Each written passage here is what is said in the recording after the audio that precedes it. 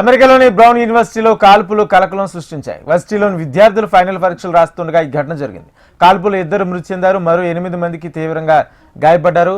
Black dress ధరించిన ఓ అఘాంతకుడు ఈ కాల్పులకు పాల్పడినట్లు అధికారులు తెలిపారు. నిందితుడు జాడ కోసం గాలింపు చర్యలు చేపట్టారు.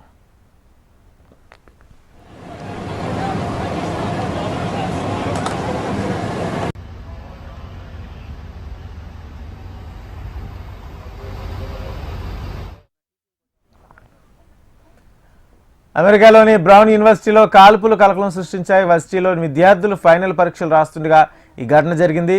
కాల్పులో 2 మృతి చెందారు, మరో 8 మంది తీవ్రంగా గాయపడ్డారు.